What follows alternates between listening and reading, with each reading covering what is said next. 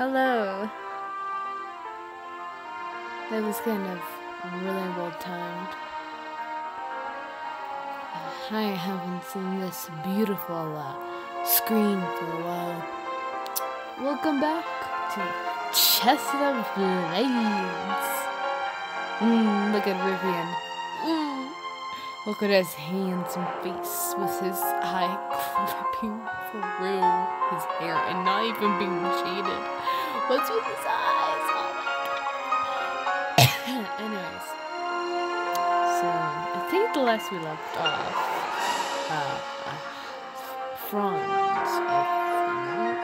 Franz was like, "Hey, you're gonna die." He was being really creepy about it in like the carnival. I don't remember that much because it's been a while. It's been a week. Or whatever time frame it's been. So before we start, I want to say I'm sorry that I cuss, but like this is the only time I get to cuss, so I'm gonna do it, fucker. So yeah. I think we last left off here.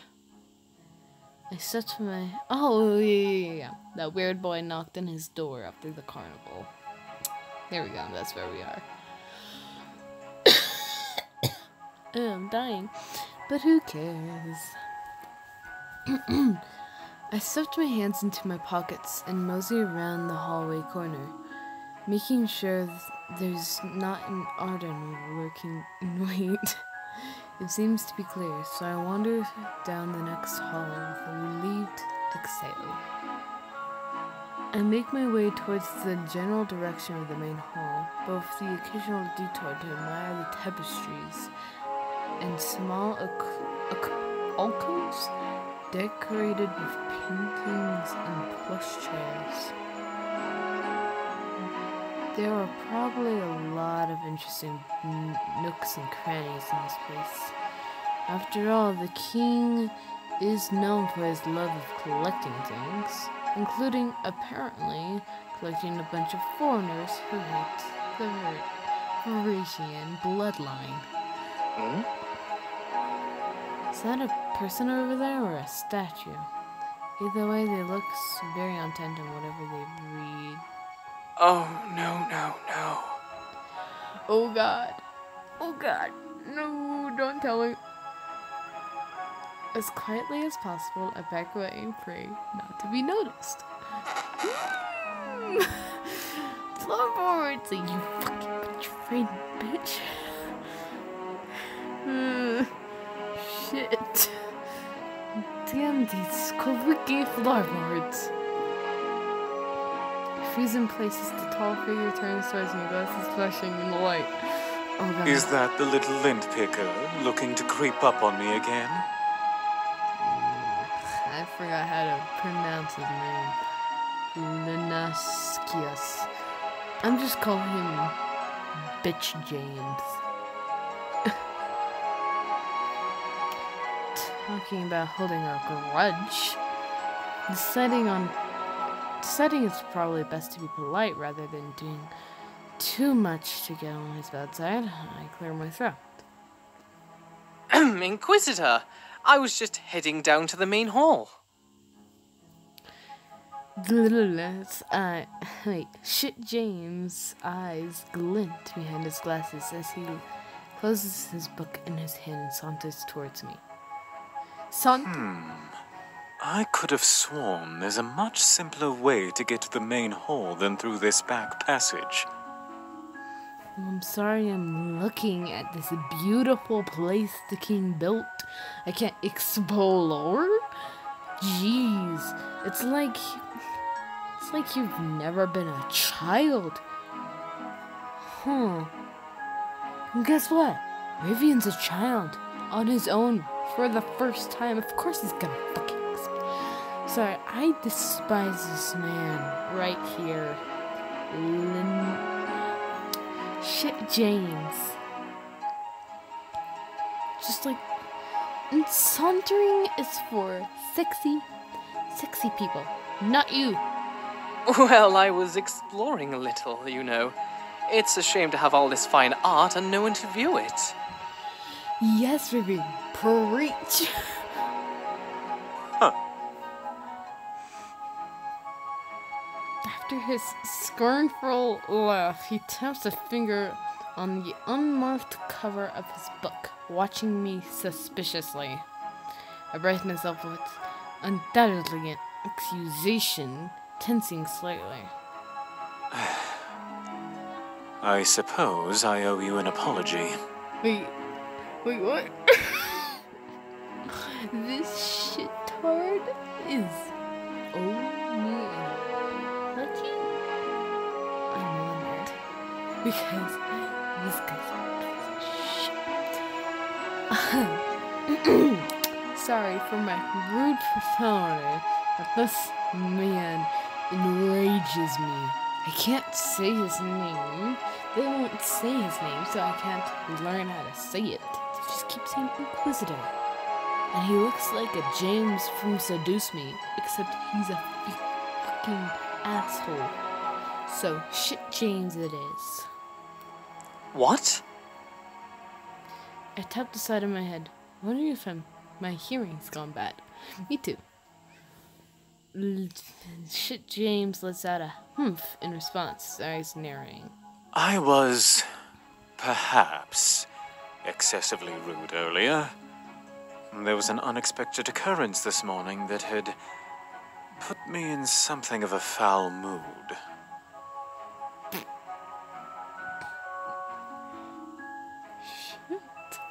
He's actually being redeeming. Wow, amazing. That's a shit excuse though, to do that to someone you barely even fucking know. But like, at least you have a motive for being a shithead. Unlike Franz, who's just creepy for being creepy. Why do all these characters have to have flaws except for Arden? Arden's like the flawless, beautiful man, but Vivian hates him for some reason. Maybe it's because he's too childish, too selfish, I don't know, but I'm good friends! Apparently, I'm kinda done with this, but I'm gonna continue because it's good. It seems bizarre for him to be actually remorseful. Is he trying to make fun of me? I narrow my eyes at him slightly, trying to judge his intentions.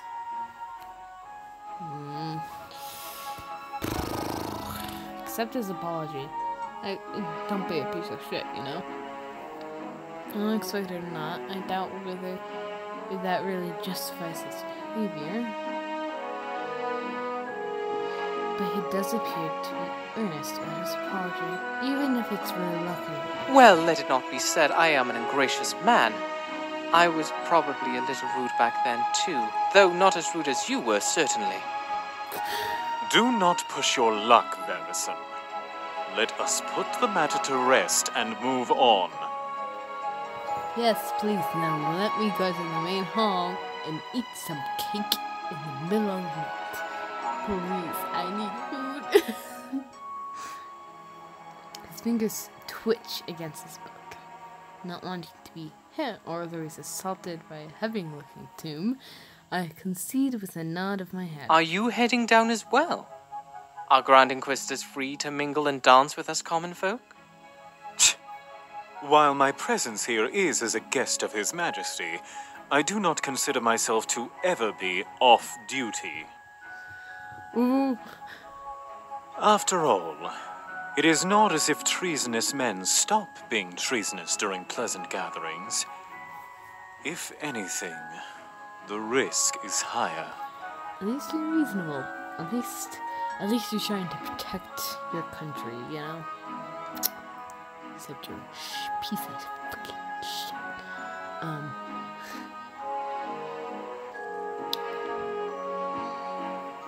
Despite his haughty tone, it's hard to deny that he really does take his job seriously. I suppose it's one of those positions that don't allow time for rest.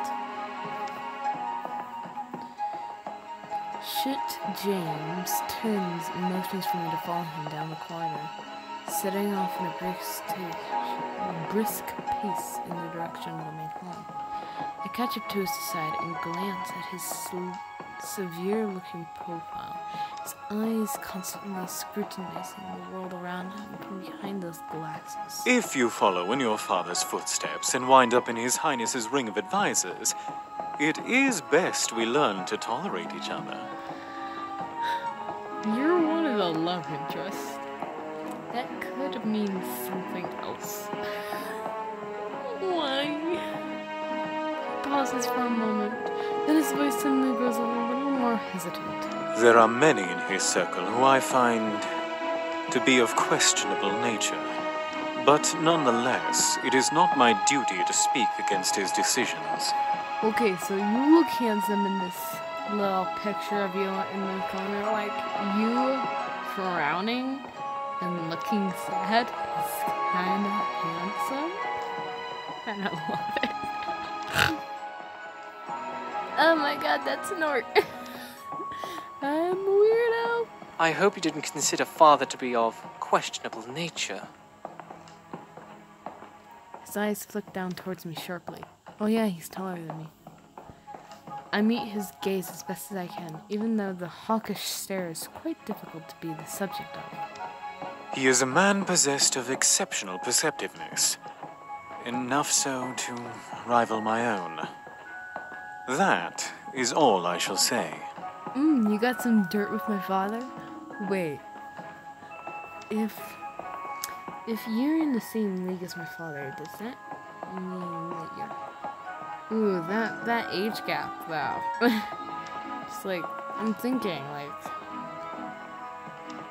How long has Rivian's father been in the advisory? Because if it's been, like, 18 years or so, like, about what Rivian's age is, then, that age gap... Oof. I'll make sure to tell him. I'm sure he'd appreciate a compliment from a man like you. Do I sense sarcasm in your voice? Need I remind you of our truce? Truce doesn't mean I can't throw dirt. I purse my lips doubtfully. Truce or not, I don't be inclined to hold back from insulting me if I slip up somewhere. This man is vicious. We emerge at the balcony of the main hall, where it seems guests are starting to gather in their formal attire. Ugh. Go away. Okay. I noticed the girl from earlier. Celeste, was it? Celeste. Was it? Standing next to an older, slightly rotund man, chatting happily. Her father, I wonder. Her father, I wonder. I don't know how to say that. The doors to the dining hall are soon opened by a well-dressed attendant, and I walk in with Shit James into the rather magnificent room. Oh, is that the Grand Inquisitor? Who's that he's with? Are they brothers?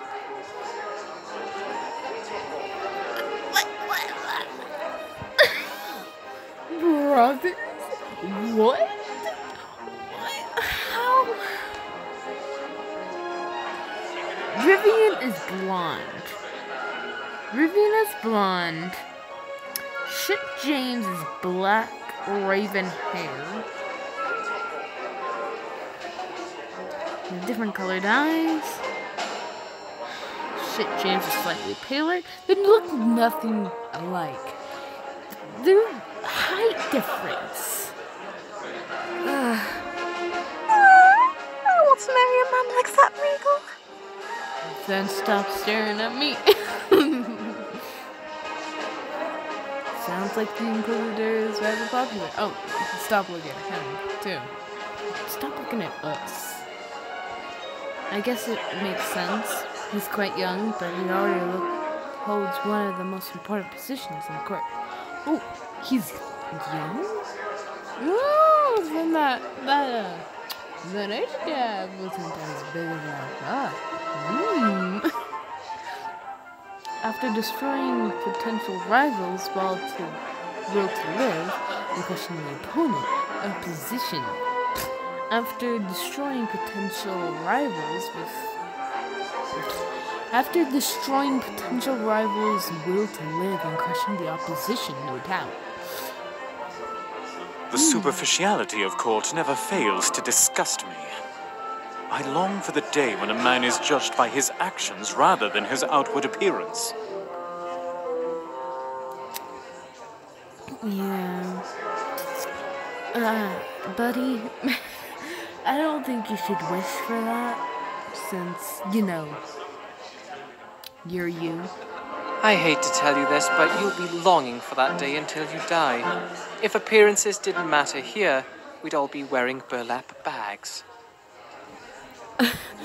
Thank you, Edward.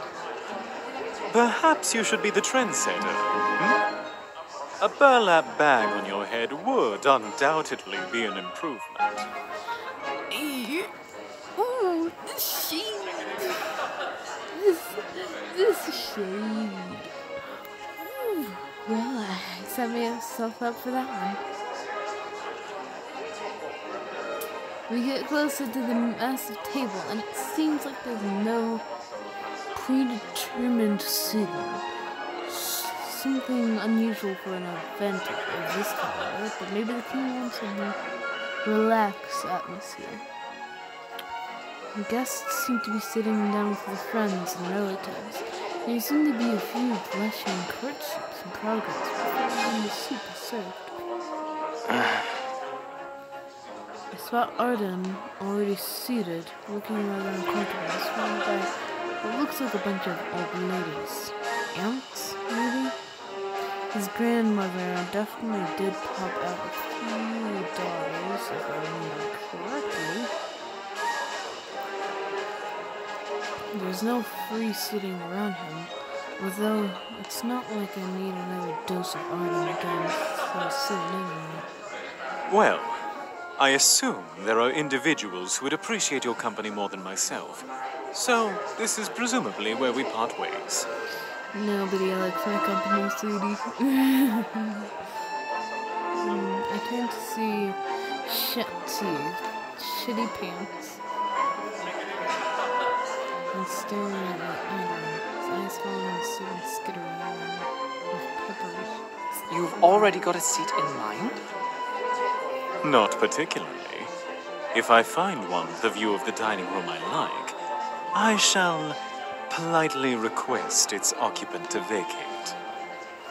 He smokes somewhat evilly, a rather sadistic glint shining through the lens of his glasses. Talk about the abuse of power. Well, you're far from my ideal dinner partner. But I don't see anyone else I know around, and I'd rather not be sought out by a certain lady from last night.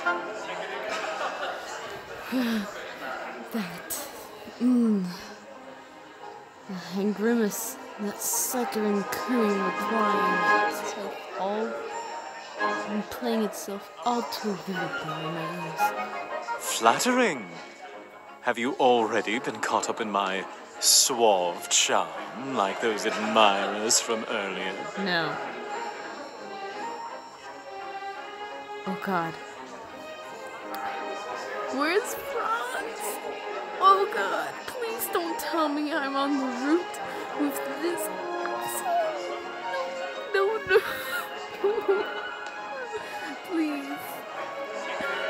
If there's a painting, it's probably in the person. Okay. I can't. Okay. You have about as much charm as a pile of bricks, I remarked slightly to myself. Following. I should learn his name somewhere.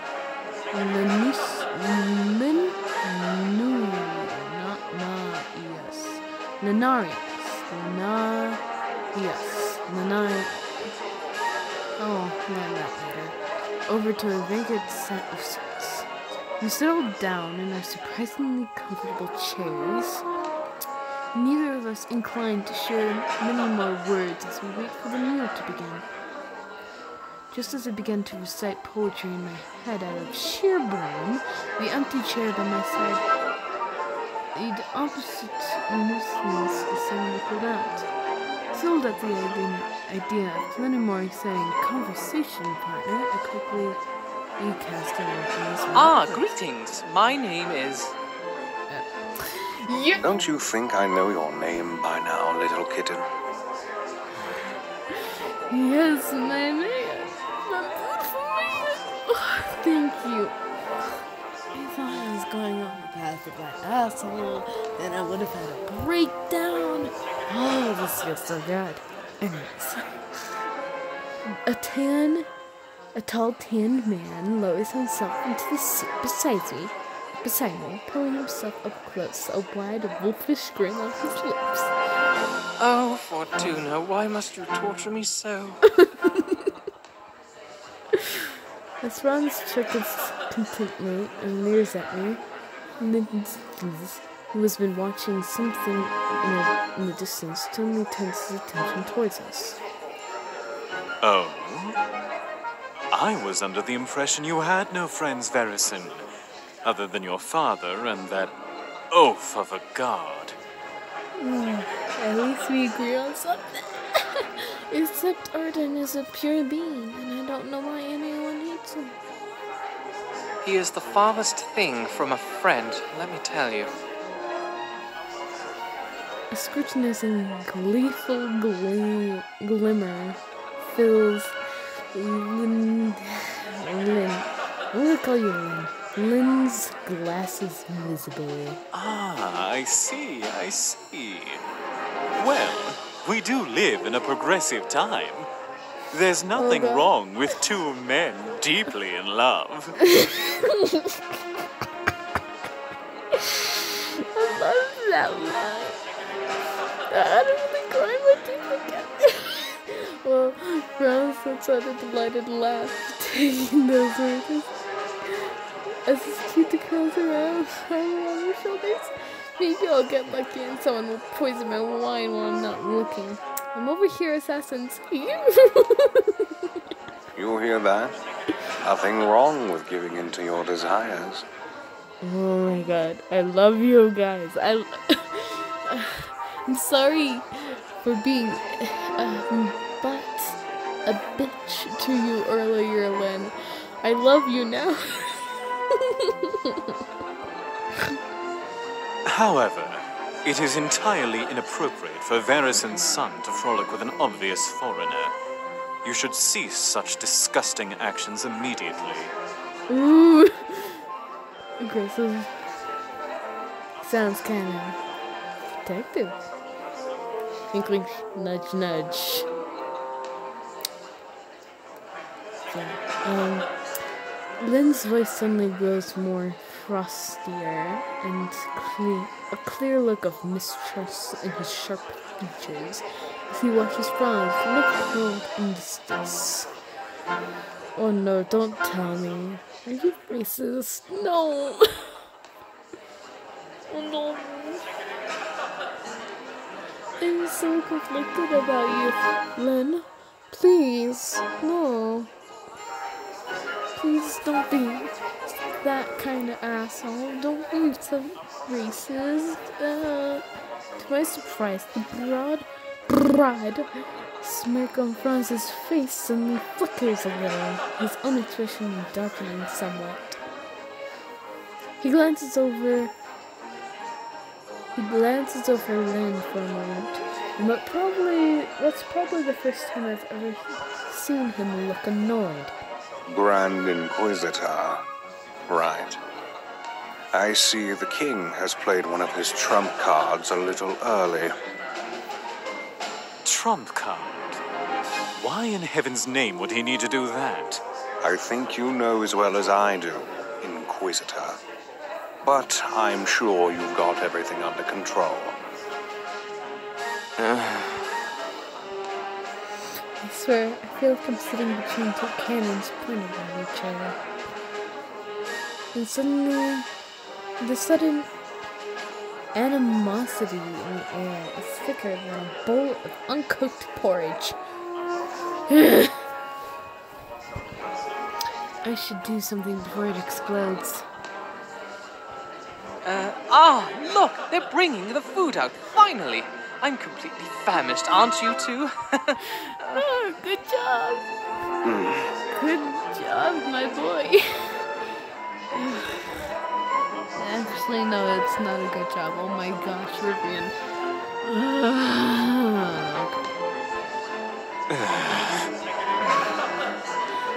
We continue to glower at each other, even as the servants place an array of tantalizing platters in front of us, filling with dishes of both vegetables and meats. Wow, they brought desserts too! My goodness, look at all that cake! I'm almost tempted to skip the main courses. Trying to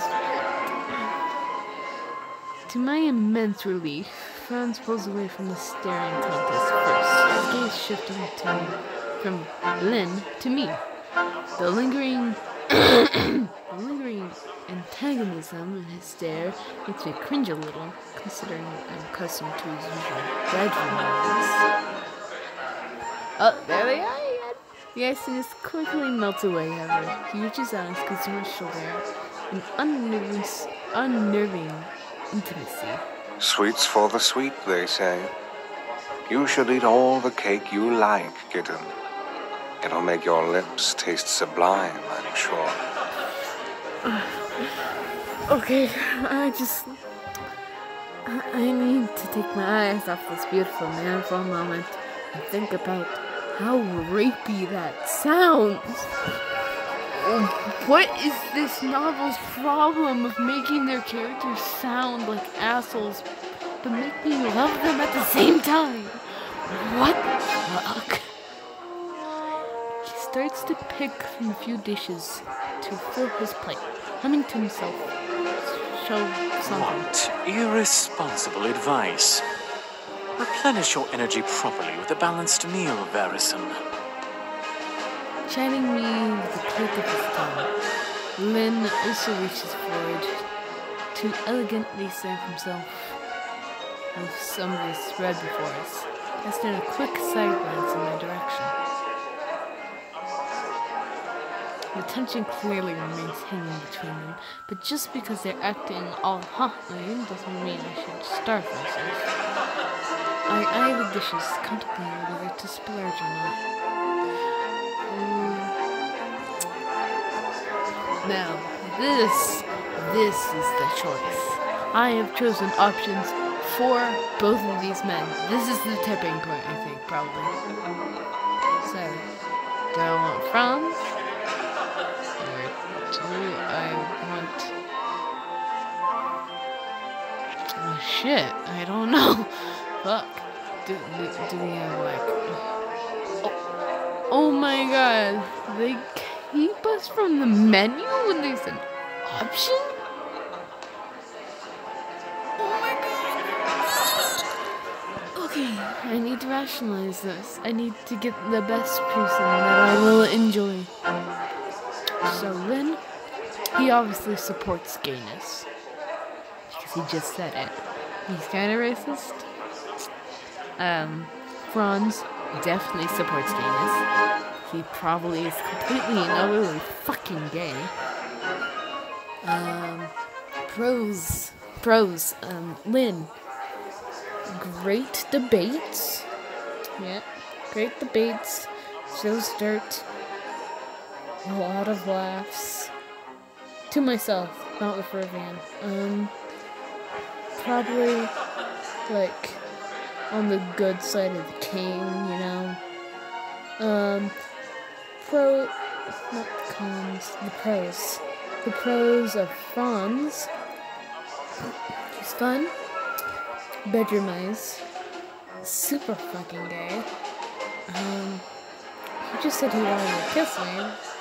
Like, okay. And, he also is meaning to protect us for some reason, and I kinda wanna know why. I'm just gonna close my eyes, so when I open my eyes, the first thing my eyes draw to will be what I think. Have some cake.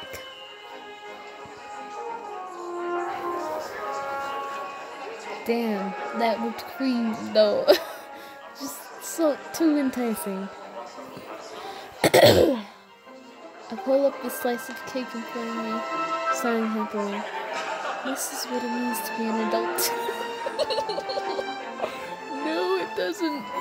Sweetie.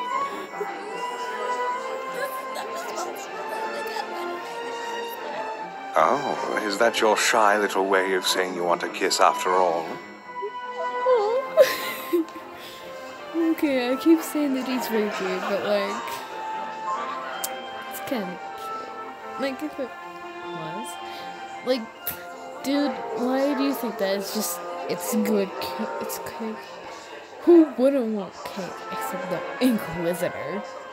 Also, I think the best way someone would notify you that they shyly want a kiss is to look at you and then take the cake. He just took the cake. Anyways, smirking rather victoriously, Franz swipes a bit of cream off the cake with his finger and licks it off in the lewdest manner I can imagine. Disgusting. And you're no better, you know. What would your father think? You think, damn, my son is popular. His razor-sharp glare directed at me now. And then he shakes his head despairingly and takes an irrational, irritated bite of bread. What the fuck was it? I went a little while nibbling on the bit of cake. Oh, by the way, have either of you picked out your costumes for the masquerade yet? I forgot to look for a mask today. Deciding to change the subject, I pick up my glass of wine and peer at each of the two men over the top. My rather spontaneous question does not get an immediate response, but Lynn swings at a light snap.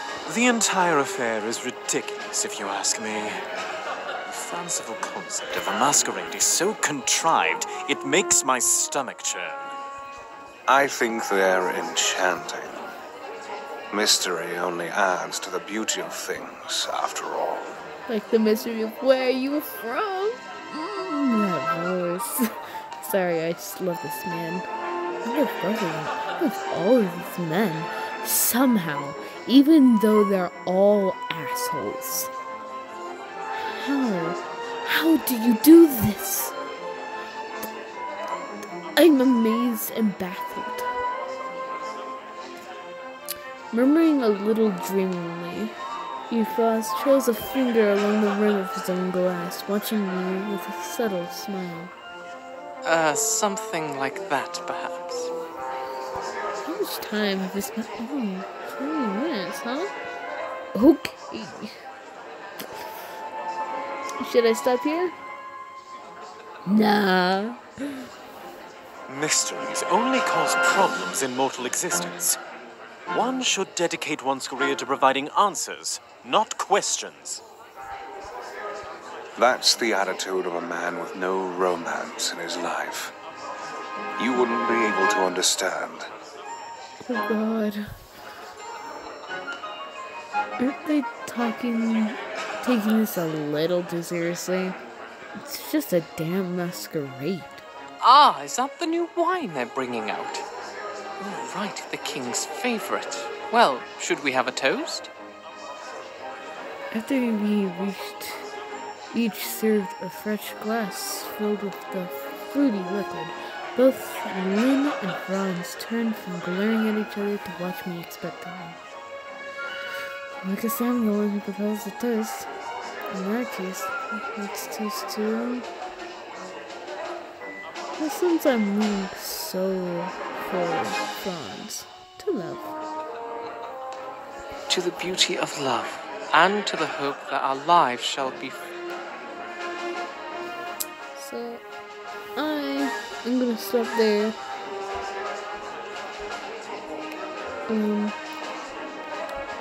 Keep a speech for next time. Boom, chicka boom. So, I'll see y'all later.